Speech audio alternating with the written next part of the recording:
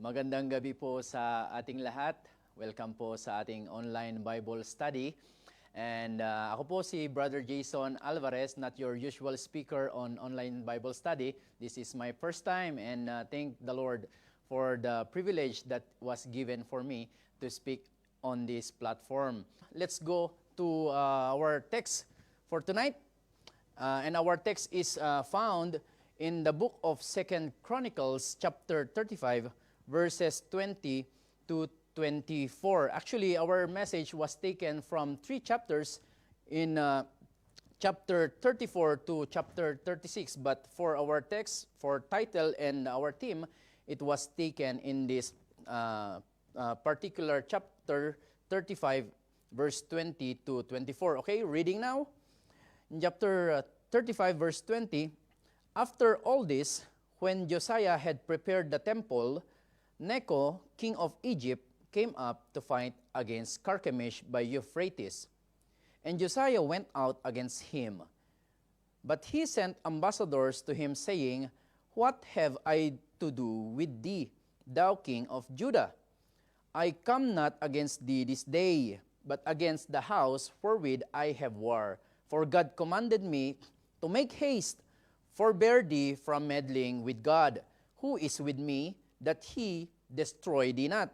Verse 22, Nevertheless, Josiah would not turn his face from him, but disguised himself, that he might fight with him, and hearken not unto the words of Necho from the mouth of God, and came to fight in the valley of Megiddo. And the archers shot at King Josiah, and the king said to his servants, Have me away, for I am sore wounded. His servants therefore took him out of the chariot, and put him in the second chariot that he had. And they brought him to Jerusalem, and he died, and was buried in one of the sepulchres of his fathers, and all Judah and Jerusalem mourned for Josiah. Okay, so let's go to the Lord in prayer. Heavenly Father, salamat po sa gabing ito na ipinagkaloob niyo po sa amin at muli nandito po kami upang makapag-aral po ng inyong mga salita.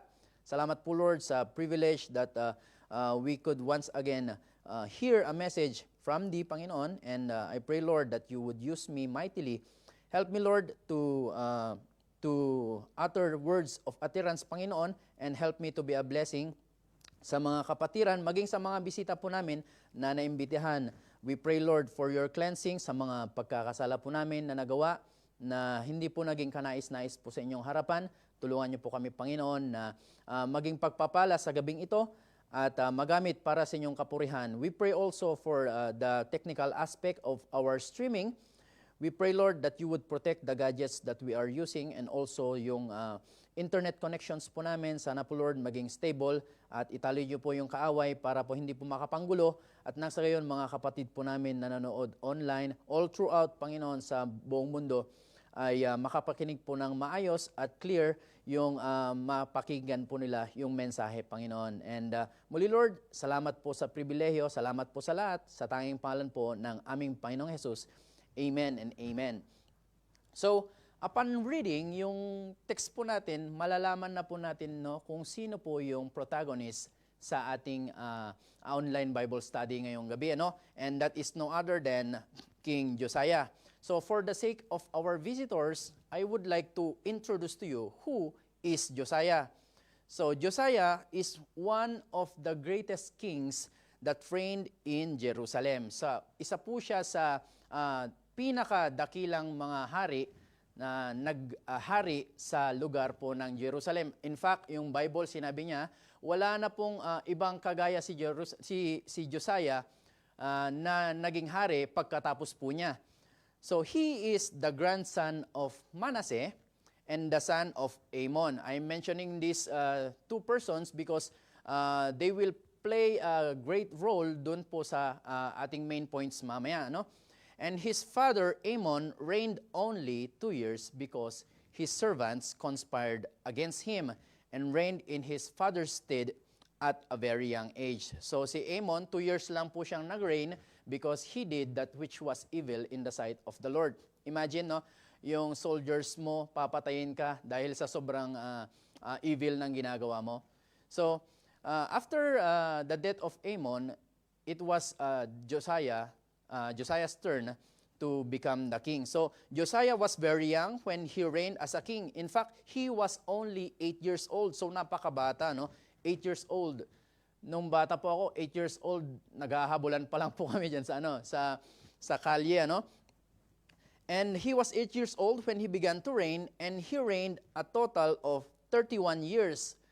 So 31 years plus 8 years old, so 39 years when he died.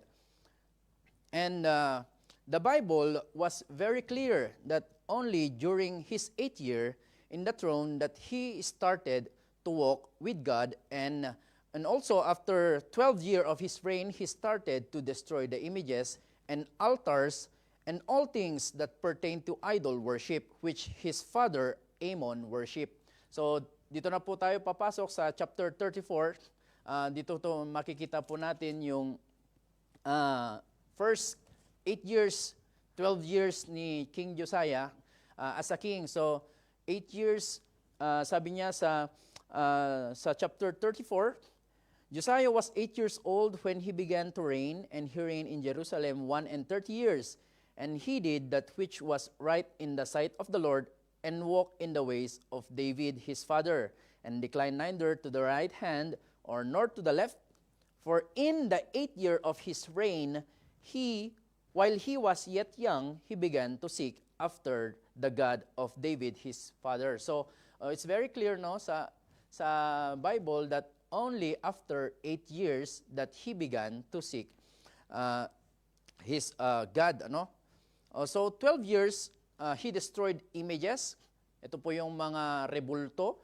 Ito po yung high places kung saan sila nag-worship ng ibang Diyos. And naglalagay po sila, nagsisindi po sila ng mga incense. So sinira po ni Josiah yung mga bagay na yon. And in the 18th year of his reign, he started to repair the temple of God, and has made the people to have covenant with God, to follow the law of God, because during that time that they are repairing yung temple, they found the book of the law. So, when they have found it, the king reviewed it, and ginawa ng hari ay nagkaroon po sila ng parang covenant with God na susundin na daw po nila yung nilalaman ng book of the law. And not only that, during that time na nagkaroon po sila ng covenant, nagkaroon din po sila ng Passover. So, ang nangyari ay parang binalik po nila yung Passover. Siguro dati wala po yung Passover. Ngayon, nung si Josiah na po, ay sinelebrate ulit po nila yung Passover. So, sa Bible, sabi ng Bible, ay wala daw pong katulad yung celebration nila doon sa Passover during the time of Josiah. Wala na raw pong katulad. Sobrang ganda po siguro ng pagkaka-celebrate. Siguro wala nang kagaya yung ginawa ni Josiah. Then, after that, yung ni-repair po yung temple, natapos na po yung repair ng temple, dito na po nag-umpisa yung downfall ni Josiah, no? It was during those time na tapos na po yung pagre-repair ng temple na meron pong dalawang empire, yung Egyptian at saka yung Assyrian ay naglalaban po sila. And the two kingdom or empire, the Egyptian and Assyrian, are about to have war. Magkakasagupaan na po sila. Necho, the king of Egypt, went hastily to go to war with Carchemish by Euphrates. So nabasa po natin kanina sa ating text kanina na si Necho gusto niyang pumunta sa Euphrates para labanan itong si Carchemish. And kung titignan po natin, I made a research sa Google.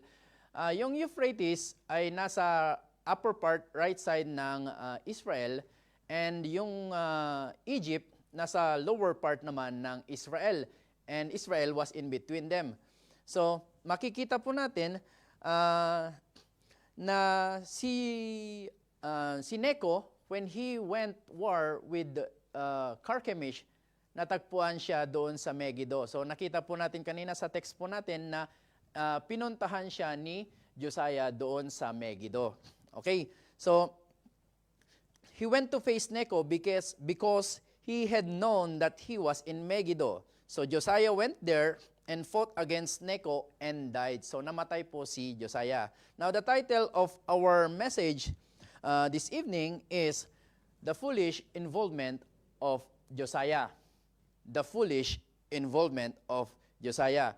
Now let us look upon the foolish involvement of Josiah and let us learn from his mistake and what could be the devastating effects of a foolish involvement. So titignan po natin kung ano po ba yung naging epekto nung pangingialam ni Josiah doon sa dalawang empire na naglalaban, ano? What is, by the way, what is involvement or involving? Involvement is the act of an instance of involving someone or something, or the state or act or fact of being involved.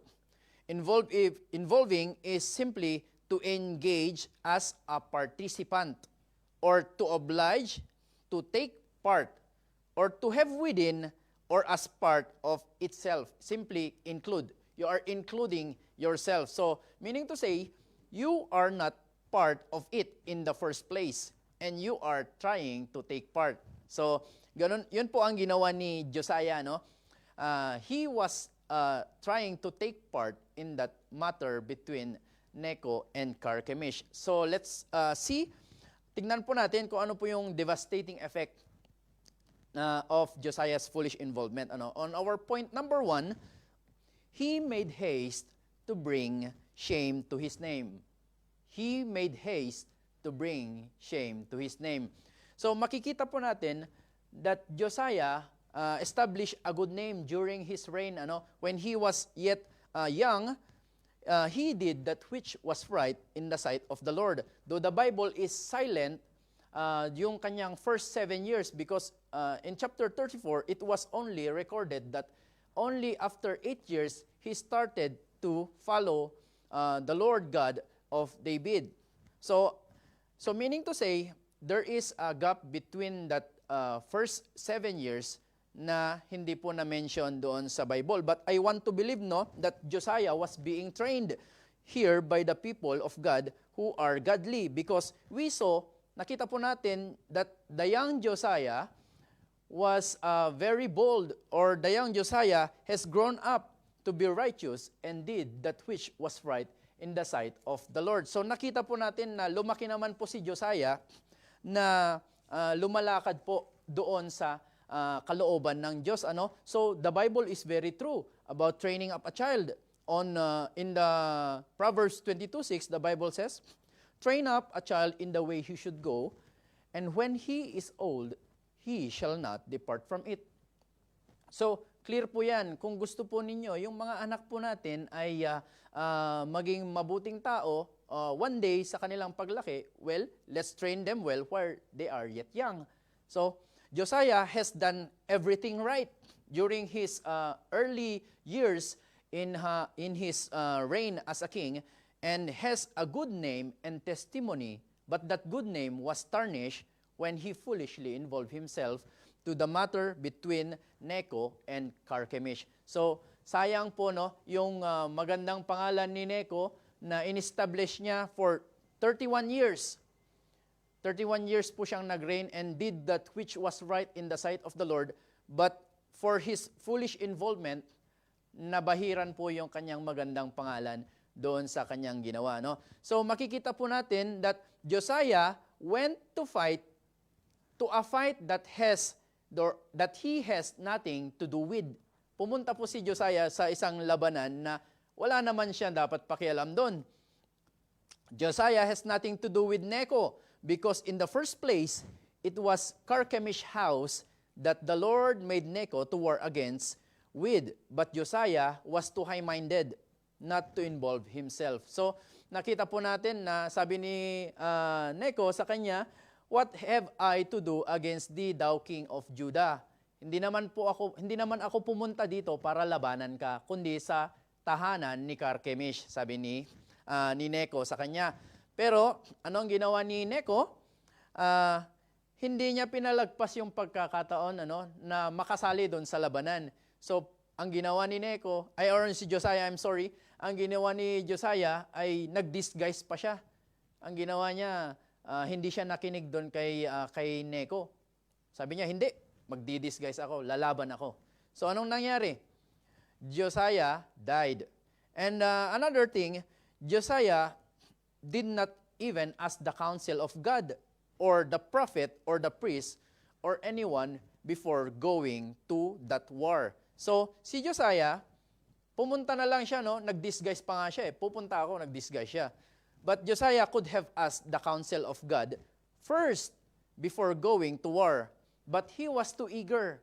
He was too eager to fight Neco and have no need to ask God's leading or counsel about the matter. So, kanina, yung sa introduction po natin, nalaman ni Josiah na nakita po niya yung book of the law and he found out that the Lord was very wroth because yung ginawa ng kanilang fathers, yung sa idol worship, ay talagang kinamumuhian ng Diyos, no? But noong panahong kinukumpuni nga yung templo, si Josiah ay lumapit sa propeta dahil nalaman niya nagkasala yung mga fathers niya. Lumapit siya sa propeta para malaman kung ano ba yung kahihinatnan ng mga tao sa panahon niya ngayon dahil sa mga panahon ng kanyang mga ama, nagkasala nga sila. So, ngunit nung siya po ay sasabak na sa laban, hindi naman po siya nagtanong sa propeta. Sasabihin, or hindi nga siya nagtanong kung tama ba yung gagawin po niya. Or hindi siya nagtanong, ano pong sa tingin nyo na kung sasali ba ako sa war na ito? Tama ba itong ginagawa ko? Tama ba yung gagawin ko or hindi? Ito ba ay pagiging isang pagkakamali na ako'y sasali sa labanan ni Neco at Carchemish? Hindi po siya nagtanong, no? Ang ginawa niya, nag-disguise po siya, tapos sumabak na sa labanan. So, basahin po natin sa 2 Chronicles chapter 35, 20-22, no? So, sabi niya, after all this, when Josiah had prepared the temple, Neco, king of Egypt, came up to fight against Carchemish by Euphrates, and Josiah went out against him. But he sent ambassadors to him, saying, What have I to do with thee, thou king of Judah? I came not against thee this day, but against the house wherewith I have war, for God commanded me to make haste, forbear thee from meddling with God, who is with me, that he destroy thee not. Nevertheless, Josiah would not turn his face from him, but disguise himself, that he might fight with him, and hearken not unto the words of Neco from the mouth of God, and came to fight in the valley of Megiddo. So makikita po natin na talagang eager na itong si Josiah sa kanyang pagpunta para labanan itong si Neco. While Neco was very hasty naman, papunta sa laban niya kay Carchemish. And when Neco knew that Josiah came to war against him, he sent messengers to tell him to stand back. Huwag kang makialam. So, hindi po pwedeng sasabihin ni Josiah na wala siyang alam kasi nag-send po ng messengers itong si Neco. But itong si Josiah ay pumasok pa rin doon sa business na hindi naman po siya dapat mangingialam. So, I remember itong text po na ginamit po ng Panginoong Jesus kung paano po niya ilarawan yung isang tao. In Luke 14:31-32, or what king going to make war against another king, seated not down first and consulted whether he be able with 10,000 to meet him that cometh against him with 20,000, or else while the other is yet great way off, he sendeth an ambassage and desireth conditions of peace. So parang familiar yung nangyaring ito, parang parehas pong nangyari kay Neco at kay Josiah. See, Josiah did not even consulted if his army is enough or if he is able to go against the army of Necho. Much more na yung backup ng Panginoon na kay Necho. Dahil sabi ni Necho na ang Diyos mismo ang siyang nagtalaga na lalaban siya kay Carchemish. So, Necho knew beforehand that he will defeat Josiah because he knew for the fact that it was God who caused him to make war against Carchemish, and anyone who goes against his way will be defeated. Because syempre, ang Diyos ang backup mo, tapos kung sino man ang sasalubong sa'yo, giba. Di ba? Sabi ni Gamaliel, anyone who goes against the counsel of God will make himself the enemy of God. Parehas nung sinabi ni Necho kay Josiah, forbear thee from meddling with God, who is with me, that he destroy thee not. Huwag kang makikialam. Kasama ko ang Diyos. Baka ikaw ay sisirain niya or papatayin niya. Di ba? Anong nangyari? He meddled, and alam na po natin yung nangyari. Namatay po si Josiah. Necho was gracious enough to warn Josiah not to involve himself, lest he find himself fighting against God. But Josiah was too confident that he can win against him or against Necho. That's why he went to war secretly and disguised himself. Naging mahabagin, gracious pa si Necho, no? That he sent messenger to warn Josiah not to meddle. Dahil binigyan pa siya ng pagkakataon upang umatras na wag nang makialam, ngunit masyadong kampante po si Josiah, no? Na kaya niyang labanan si Necho, kaya niyang palihim na, or ang ginawa ni Josiah ay palihim na sumali sa kaguluhan sa pagitan ni Necho at Carchemish. Minsan mahirap po yung yung talagang malikang akala. Akala natin kaya natin, akala natin marunong tayo. Pero sa bandang huli tayo po ay nagsisisi. It is better not to involve ourselves in the first place if we have nothing to do with or we are not being involved, because the moment we involve ourselves is the moment we tarnish our good name. So, kung ayaw po natin mabahiran yung magandang pangalan na iniingatan po natin, huwag tayong makialam sa bagay na hindi naman tayo kaparte. Dahil hindi po natin maaalis yung dungis na magagawa po natin or dungis na magiging kapalit nung ating pangingialam sa dungis na gagawin niya sa pangalan po natin. Sabi ng Proverbs 22:1, 1a, a good name is rather to be chosen than great riches, and loving favor rather than silver and gold. A good name is rather to be chosen than riches. So, nakita na natin, no, Josiah has established a good name during his reign. But we cannot deny that in the latter end of his life, he was a meddler in someone else's business. Pakialamero po siya sa business ng iba. Huwag na natin pakialaman ang isang bagay kung hindi naman tayo kasali. Ano po ang sasabihin ng iba na pinapakialaman po natin? Marahil sa atin, good name yung na-establish po natin. Pero kung nakialam po tayo sa isang bagay, sasabihin po ng iba, pakialamero po tayo. Good name pa po ba yun? Sasabihin sa'yo, si Jason. Sasabihin ng isa, si Jason, ang mabuting tao yun. Pero sasabihin ng isa, yun, pakialamero yun eh. Diba? So, sayang po yung magandang patuto or magandang pangalan na iniingatan po natin. No? Tapos, ito pong nangyari. This is my observation. No? It is not what the Bible says. Ito lamang po ay, itong babanggitin ko ay tanong ko po ito sa sarili ko. Bakit nga ba si Josiah sumabak doon sa laban kay Necho? Bakit nga ba sumali itong si Josiah? Kung mapapansin po natin, during that time, nag-repair po siya ng temple. So he spent resources doon sa pagre-repair po ng temple. So, ang ginawa po ni Necho, lumaban po siya ginawa po ni Josiah, lumaban po siya kay Necho. Now, there are two things that a winner in a war can have. Ito po yung mga bagay na ma-obtain po ng winners of war. Number one is fame. So yung mananalo, syempre, sisikat po siya. Uugong po yung pagkapanalo nyo po niyan dun sa ibang nations. And another thing is loot. Ito po yung loot of war. Ito po yung spoils of war. Ito po yung mga resources. So, ito po yung sa isipan ko lamang po to, yung I speak as a man, this is not from the Bible. I'm not saying that these are the reasons that why Josiah went to fight against Necho are loots and fame, no? Because if we look at the map, sabi ko kanina, Israel is part, or Megiddo is part of Israel.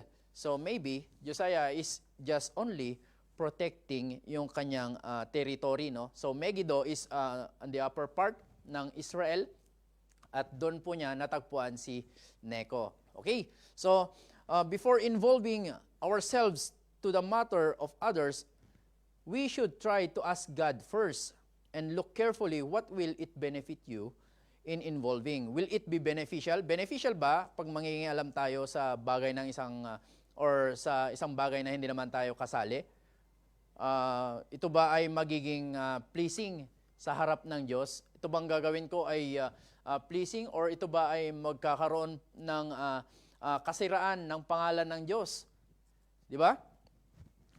Will God be pleased if I involve myself, or will He be mocked? Or will you be of any good help, or just another panggulo lang? So kung nakikialam ka dyan, tanungin mo sarili mo, magiging tulong ba ako sa pagkakaayos ng bagay nito, or manggugulo lamang ako? Well, nasa iyo yan, ano? And whenever we are warned, kagaya ng ginawa ni Necho, whenever we are warned because we want to involve ourselves, take that as a warning. Because you cannot have, or you cannot blame anyone in the long run when you suffer the consequences of your action. So, pag sinabing wag ka dyan, wag kang makialam, warning na yun, no? Wag ka nang makialam kasi hindi mo pwedeng i-blame yung isang tao pag ikaw nagkamali, tapos wala ka ng choice. Wala ka ng choice kundi i-suffer the consequences, no? What happened to Josiah when he did not listen to Necho? He went to war and was sorely wounded. He was rushed to another chariot and retreated from the battle. And what happened? He died in Jerusalem. I do believe that Josiah was very ashamed kasi he was too confident to fight against Necho. Akala niya, kayang-kaya niya eh. Hindi yan sasabak naman yan sa labanan. Hindi yan sasabak sa labanan kung hindi niya kaya yan eh. Sa tingin niya, hindi niya kaya. Or tingin niya, kayang-kaya niya, kaya sumabak yan sa labanan.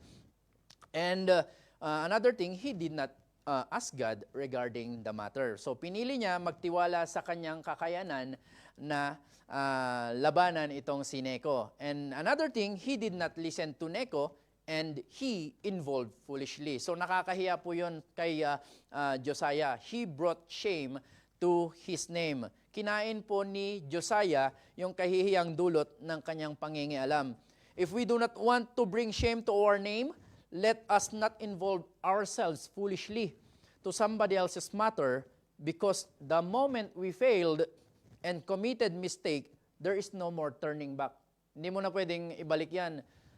Sana hindi na lang ako nakialam. Sana nga. Diba? Pero tapos na eh. No more turning back. There is no way to escape but to face the shameful consequences of our foolish actions. Okay, so tapos na po tayo sa ating sa first point.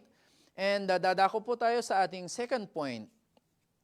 He made haste to bring the time of his death. So parang ang ginawa niya, he made haste. Parang nagmadali siya doon sa oras ng kanyang kamatayan. So kung babasahin ko po sa inyo ang chapter 34 verses 26, 24 verses 26. I'm sorry, chapter 34 verse 26. And as for the king of Judah, ito po yung panahon na nagtanong si Josiah kay Prophet Huldah kung ano po yung mangyayari doon sa remnants of Israel during their time, no? When they found out about the book of the law. And as for king of Judah, who sent you to inquire the Lord, So shall ye say unto him, That saith the Lord God of Israel concerning the words which thou hast heard.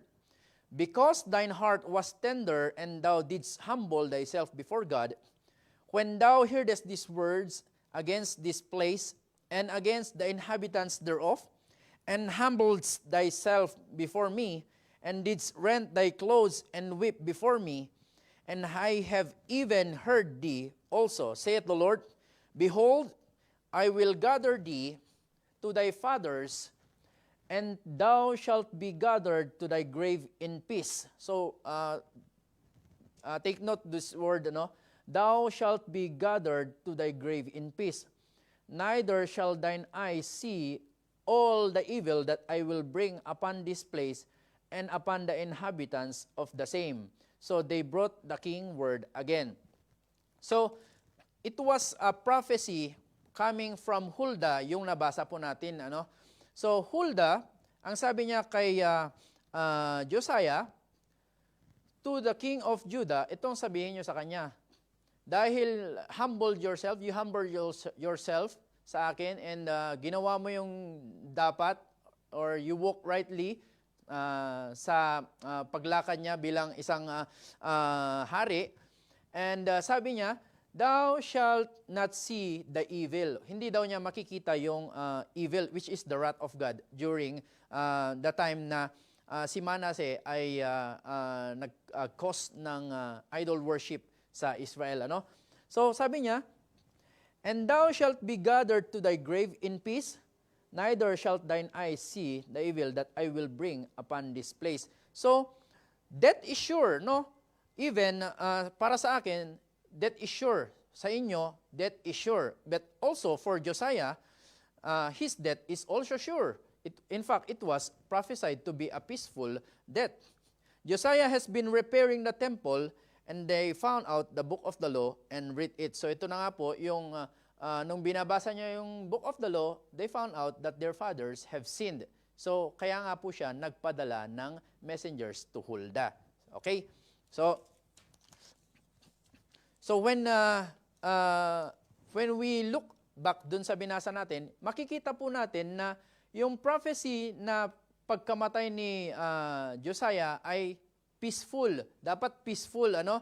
And when Josiah dies, hindi niya makikita yung evil na mangyayari after ng kanyang kamatayan. So, though Josiah's death was foretold to be peaceful, he chose to die in agony. He chose to die in agony.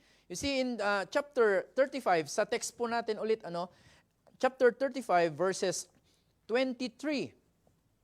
And the archers shot at King Josiah, and the king said to his servant, Have me away, for I am sore wounded. So makikita po natin that he was shot, sore wounded. Imagine, archers, it is plural form. So marami pong archers yan. Meaning, hindi lang nag-iisa ang tumitira kay Josiah. Of course, siya ang general ng Judah. Kung if you're going to war, there is a general. So, general si Josiah sa panahon niya ngayon. One arrow that pierces you is already painful. How much more kung 2 or 3? Di ba? And the Bible says, the Bible did not show or did not really mention how many arrow. But it is clear that Josiah was sore wounded. So talagang grabe yung kanyang natamong sugat doon sa mga archers, no? He might have been shot in a vital point of his body, or he was shot several times. Who knows, hindi natin alam, no? But ito pong account ng pagkamatay ni Josiah ay nai-record po siya into accounts in the Bible that speaks about the death of Josiah. First is found in the 2 Kings chapter 23, verse 30. Josiah was dead on the spot in Megiddo. So, namatay po siya doon sa Megiddo mismo. And the servants took him, patay na po siya, no? The servants took him and they brought him to Jerusalem. So, patay na po siya nung dinala po siya sa Jerusalem. And the other one is in 2 Chronicles in our text, 35 verse 24. Sabi niya, his servant therefore took him out of the chariot and put him in the second chariot that he had. And they brought him to Jerusalem, and he died and was buried in one of the sepulchres of his fathers. So makita natin na sa chapter 35, verse 24, namatay siya sa Jerusalem. So marahil parang magkaiba, but yung point po dito ay hindi po naging peaceful yung kamatayan ni Josiah. He died in agony. Imagine, if Josiah died at Megiddo, he died a painful death. He was sore wounded. Masakit po yun. Hindi po yun peaceful. No, sir. Hindi po yun peaceful. And if he died in Jerusalem, kagaya nitong sa chapter 35 to verse 24, if he died in Jerusalem, he died a shameful and painful, slow, painful death. Imagine, yung Megiddo to Jerusalem, ita-travel ka pa through chariot. Hindi pa po sementado yung daan and wala pa pong painkillers. So, sore wounded ka na tapos ibabiyahe ka pa ng kilometro tapos yung daanan pa ay ganyan. So, talagang masakit po yun. Kilometro yung biyahihin mo habang sore wounded ka. Masakit po yun. So, it was not told how Josiah died or how Josiah will die, but the statement of Huldah that to be gathered in his grave in peace could also mean a long life, because the word peace in Hebrew word shalom, shalom, which literally mean safe, happy, health, prosperity, well, holy, and a state of tranquility. So, napakalayo po yung pagkamatay po ni Josiah doon sa sinasabi ng Hebrew word na shalom, shalom, na happy, healthy, or well, safe. So, ang ginawa po ni Josiah, he went to that battlefield. He went to fight against Necho just to die in agony. He might have forgotten, no, na yung sinabi ni Huldah, mamamatay siya peacefully. So, or maybe, he knows that he will die peacefully, so he went to battle against Necho. Because kung mamamatay siya peacefully, ibig sabihin, hindi siya mamamatay doon. Yun siguro ang nasa isip niya, but yun ang akala niya. Josiah did not literally committed suicide to end his life before his time, but his foolish involvement is tantamount to make the time of his death before his time. You see, sabi ng Bible, it's a foolish thing to die before your time. In Ecclesiastes chapter 7 verse 17, be not overmuch with wicked, neither be thou foolish. Why shouldest thou die before thy time? Hindi naman nagpakamatay si Josiah, but he went to a battle and ended his life na before his time, because the prophecy is that he would die peaceful. Josiah could have lived more years if only he had held his peace and did not involve foolishly.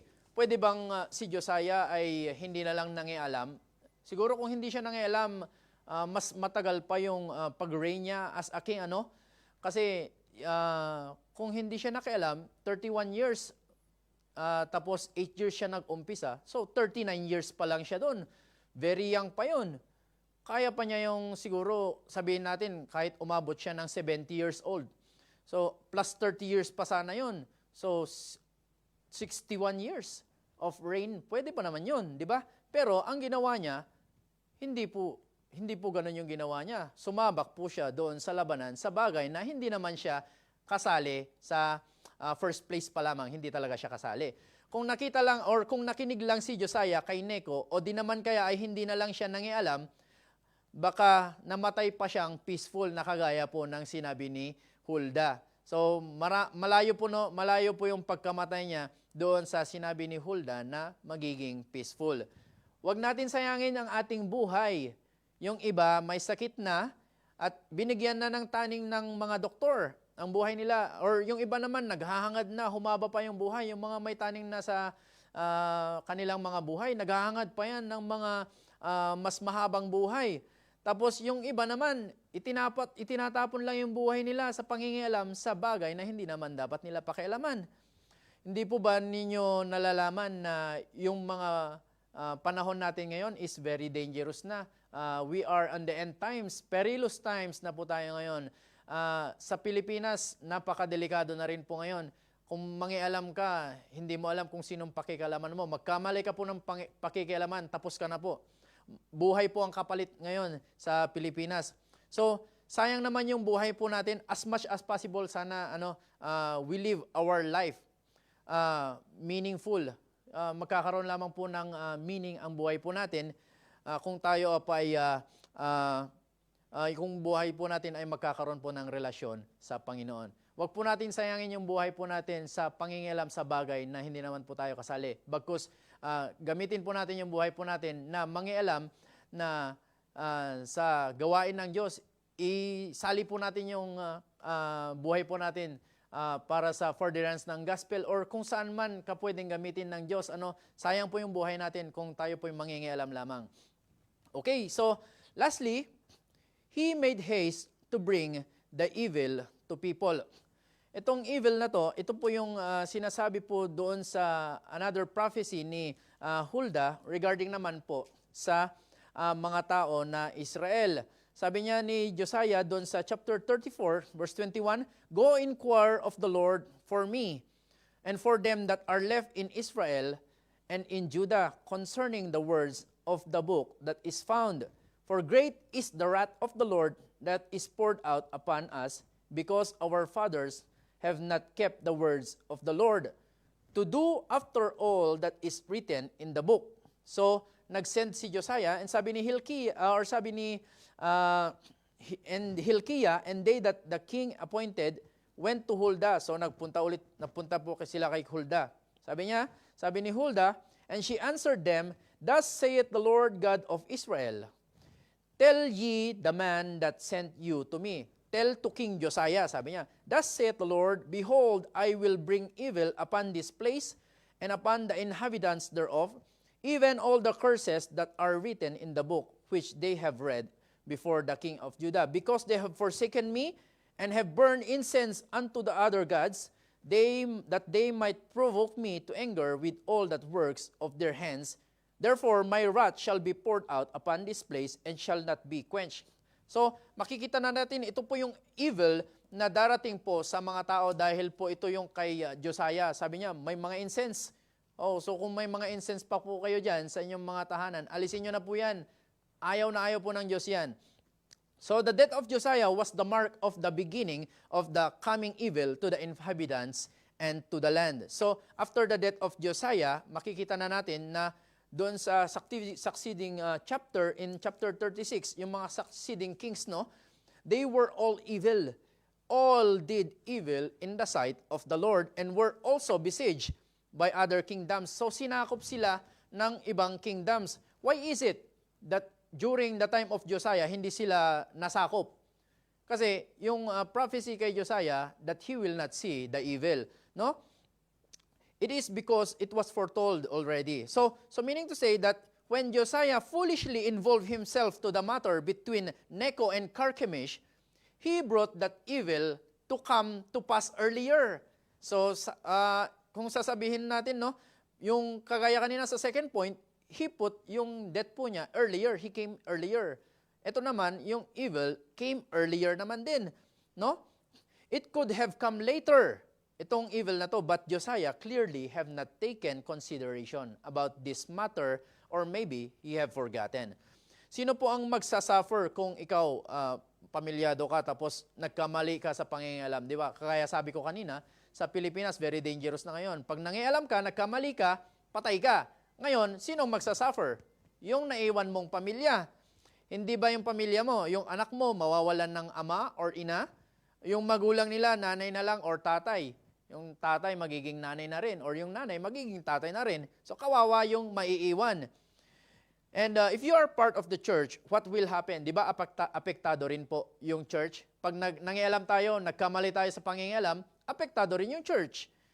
Lagi na lang sinasabi sa atin, huwag ka dyan, magkakamali ka, huwag ka dyan. Tapos, doon pa rin tayo Tapos nagkamali tayo, apektado yung church. So, kung hindi tayo magiging parte ng solusyon, wag na natin alamin ang problema. Hindi rin tayo makakatulong. Sayang naman yung pangingalam natin, hindi rin tayo makakatulong, no?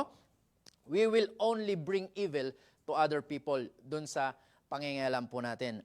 So what happened to the people dun sa succeeding chapter? Sabi niya, they became so evil that they mocked the messengers of God and despised God's word and misused God's prophets until the wrath of God rose against them and there was no remedy. So, nangyari noon, after that evil came, naging evil na rin po yung mga tao. Hindi na po naniniwala sa salita ng Diyos, hindi naniniwala sa mga propeta, or ang ginawa po nila ay talagang ginalit po nila yung Diyos sa mga panahon na yon. So, wag na po nating tularan yung ginawa ng yung ginawa ni Josiah na nangialam siya. And then, that happened. So, how many casualties during that time? Many casualties. Ang ginawa po ng Diyos dahil no more remedy, yung kanyang anger, ang ginawa niya ay pinadala niya yung mga Chaldeans, talagang pinagpapatay po sila. So, sinakop sila, mas malala pa itong mga Chaldeans kay Neco. Kasi si Neco, tinax niya yung land. Etong mga Chaldeans talagang pinagpapatay nila and dinestroy pa nila yung temple na ni-repair. So, the evil could have been delayed only if Josiah did not involve foolishly in the matter between Neco and Carchemish. So, yes, it will happen. It will happen talaga kasi it was prophesied by Huldah. But it could have been delayed. Yung mga pinatay ng mga Chaldeans, namatay ang mga yon before their time kasi they were slaughtered because of that foolish involvement. So, wag po natin gayahin si Josiah na nangialam siya tapos nagkaroon po yung effect ng kanyang pangingialam, nag-suffer po yung mga tao, no? For our visitors, you may have a peaceful death. Pwede po kayong magkaroon ng peaceful death kagaya po ng prophesied kay Josiah. But dying without a relationship with God is a very fearful thing. You may reach 80 years old, 90, 100 years old, and yet you cannot escape the condemnation if you will not trust in the Lord Jesus before you die. Sabi ng Bible sa John 3:17-18, For God sent not His Son to condemn the world, but that the world through Him might be saved. And he that believeth on Him is not condemned, but he that believeth not is condemned already, because he did not believe in the name of the only begotten Son of God. Marahil sabihin mo 60, 70, 80. Well, ang buhay, hindi natin talaga alam ang buhay. Pero kahit pa ikaw ay mabuhay hanggang 100 years old, kung wala ka pong relasyon sa Diyos, hindi mo matatakasan yung condemnation na sinasabi dito. Sabi niya, He that believeth on Him is not condemned. We are talking about the Lord Jesus Christ. And he that believeth not is condemned already. You only need to believe in the Lord Jesus Christ because sabi ng Bible in John 3:16, For God so loved the world that He gave His only begotten Son, that whosoever believeth in Him should not perish, but have everlasting life. The remedy is already given. The Lord Jesus Christ already died on that cross. And whosoever believes in Him should not perish. And there is also a promise here, that whosoever believes in Him should not perish, but have everlasting life. You will only need to believe in the Lord Jesus Christ, because Jesus is the way, the truth, and the life. And no one can go to the Father except through Him. There is no other way. There is no other way to go to the Father. You cannot say that I am doing good. You cannot say I am donating to this charity. I am doing this, doing that. The only way is Jesus Christ. You only need to repent for your sin and believe the Lord Jesus Christ. See, during the time that the Lord Jesus Christ was crucified, there were two malefactors that were crucified with him. The Lord was at the center, and there are two in his left and right. No, when the Lord Jesus was crucified, one of them spoke and said, if you are truly the Christ, save yourself and save us. Sabi niya, kung ikaw talaga si Kristo, iligtas mo sarili mo at iligtas mo kami. And the other one, sabi niya, but the other one rebuked him. Sabi niya, don't you fear God? Hindi ka ba natatakot sa Diyos? Seeing you are in the same condemnation. Condemnation. Ito po yung sa kanilang panahon noon, that they are condemned to die because of their sin. No? And we indeed justly, for we receive due rewards for our deeds. But this man, he was pertaining to the Lord Jesus Christ, hath done nothing amiss. And sabi niya, and he said to Jesus in verse 42, Luke 23:42, and he said to Jesus, Lord, remember me when thou comest to thy kingdom. And Jesus said unto him, verily I say unto thee, today shalt thou be with me in paradise. So, the second malefactor has done only two things. Visitors, I hope you are still listening, no? Itong ikalawang malefactor, dalawa lang ang ginawa niya. Sabi niya, he believed, he accepted that he was a sinner because sabi niya, we indeed justly. Dahil sabi niya, tama lang na ito sinasuffer nating condemnation because he accepted that he is a sinner. And he said in verse 42, remember me, he said, Lord, remember me when thou comest to thy kingdom.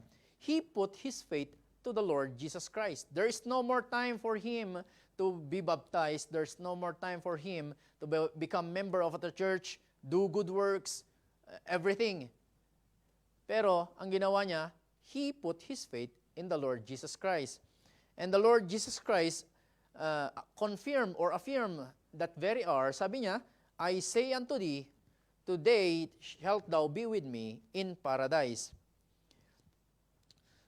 Visitors, do you want to trust also in the Lord Jesus Christ? Do you want to escape that condemnation? Because sabi ng Bible, if you will not believe to the Son, the only begotten Son, there is a condemnation waiting for you. And those who believe will escape that condemnation. For God sent not his Son to condemn the world, but that the world through him might be saved. He that believeth on him is not condemned, but he that believeth not is condemned already, because he did not believe in the name of the only begotten Son of God. Visitors, I'm inviting you, if you want to put your faith in the Lord Jesus Christ, if you are truly sincere that you want to trust the Lord Jesus Christ, that he could save you, if you would believe, if you put your faith in him, I want you to invite you in a prayer. This prayer cannot save you. Your faith will save you, because sabi niya, he that believeth on him should not perish but have everlasting life. He that puts his faith in the Lord Jesus Christ shall have everlasting life. If you want to accept the Lord Jesus Christ, can we pray? I don't see your faith. It's the Lord who knows, or who sees your hearts, if you are truly putting your faith in him. If you want to have faith in the Lord Jesus Christ, if you want to trust him, can we pray? Let's pray. This prayer, sundan niyo po ako sa prayer ko, no? If you want to pray, okay, let's pray. Heavenly Father, salamat po sa gabing ito. Salamat po, Lord, sa mensahe na pakinggan ko. Salamat po, Lord, sa buhay ni Josiah. And also, salamat po, Lord, sa reminder that without the Lord Jesus Christ ay wala pong relasyon, wala po kaming kakayanan na iligtas po ang aming sarili. And if we do not believe in him, we are condemned.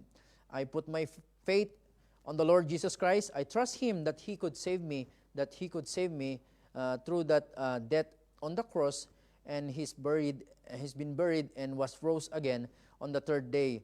And thank you, Lord, for the gift of eternal life that you are giving me tonight. And sana, Panginoon, ay tulungan niyo po ako na tangkilikin ang inyong kalooban sa aking buhay bilang mananampalataya.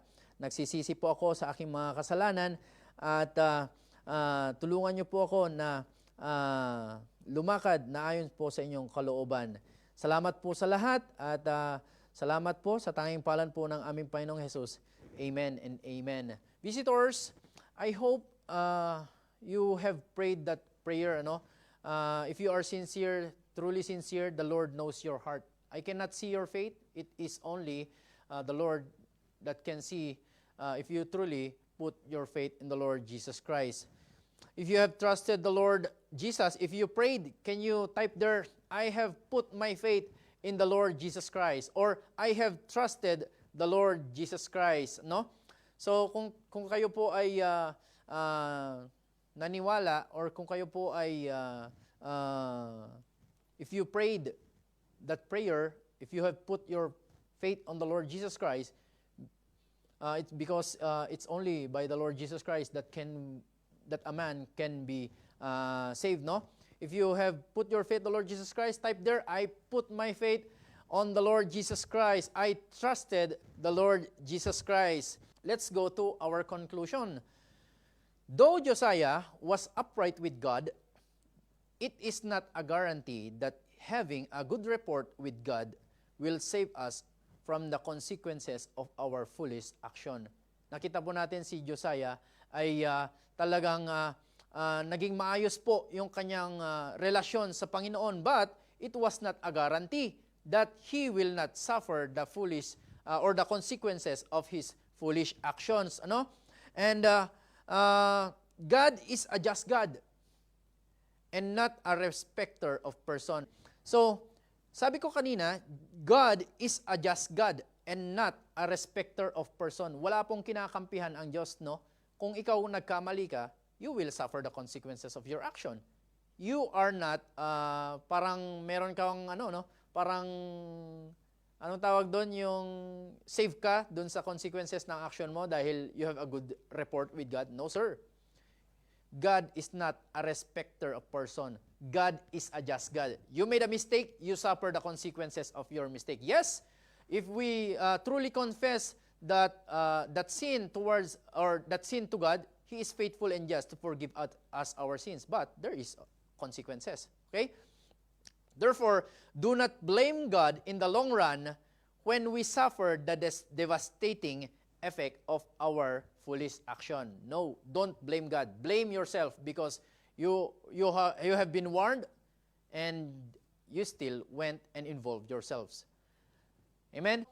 Sabi po ng Bible in John 1:12, but as many as received Him, to them gave He power to become the sons of God. So, meaning to say, not everyone is the son of God. Only those who put their faith in the Lord Jesus Christ, that they become the son of God. You are now the children of God.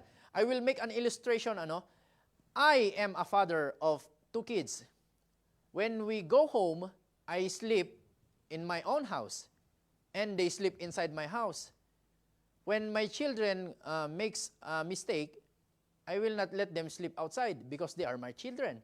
They will sleep still inside my house. Ganyan din po ang mangyayari po sa inyo. You made your mistake, you repent for your mistake. You are the children of God. You will go to heaven. You will commit mistake, but you will still go to heaven. Only repent for your sins. Okay? So, tapos na po tayo sa ating Bible study. Let's pray. Let's go to the Lord in prayer. Heavenly Father, salamat po Lord sa gabing ito na ipinagkaloob nyo. Natapos po kami sa online Bible study. Salamat po Lord sa inyong enabling grace, sa wisdom na ipinagkaloob nyo po sa bawat isa po sa amin. At naintindihan po namin yung mensahe. Salamat po sa buhay ni Josiah, ni Neko and Carchemish na ginamit po ninyo. At patuloy nyo po kaming tulungan, Panginoon, na huwag mangialam, Panginoon, sa mga bagay na hindi naman po kami dapat mangialam, Panginoon. At tulungan niyo po kami na maging aral itong bagay na ito at dalhin po namin sa araw-araw naming buhay na huwag po namin pakilaman yung mga bagay na ito, Panginoon. Salamat po, Lord, sa mensahe. Salamat sa inyong mga salita. And salamat din po sa mga professions of faith na mga kapatiran, mga bisita po namin na nagprofess ng kanilang pananampalataya. Salamat po sa tanging palad po ng aming Panginoong Hesus.